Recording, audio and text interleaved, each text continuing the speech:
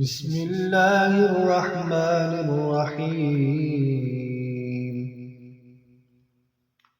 تبارك الذي بيده الملك وهو على كل شيء قدير، الذي خلق الموت والحياة ليبلوكم أيكم أحسن عملا وهو العزيز الغفور،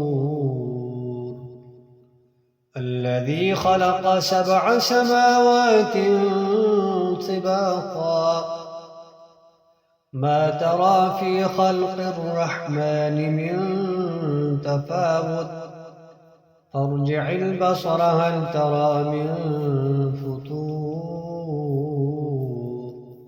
ثم ارجع البصر كرتين ينقلب إليك البصر خاسئا وهو حسير، ولقد زينا السماء الدنيا بمصابيح وجعلناها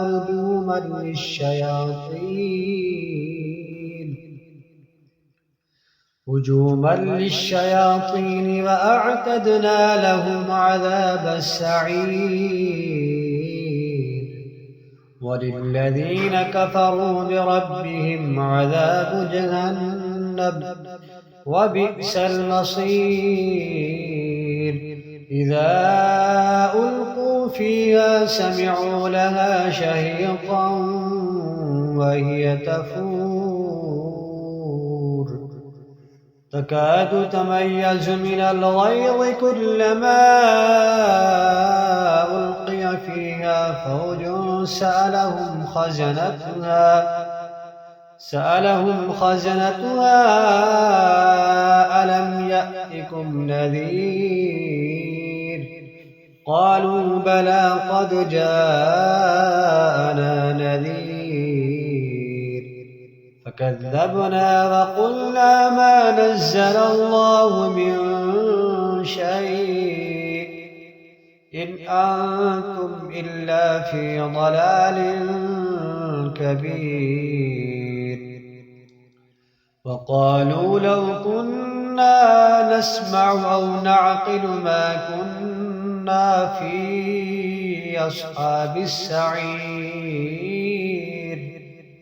فاعترفوا بذنبهم فسحقا لأصحاب السعير. إن الذين يخشون ربهم بالغيب لهم مغفرة وأجر كبير، وأسروا قولكم أو اجهروا به إنه عليم بذات الصدور. ألا يعلم من خلق وهو اللطيف الخبير.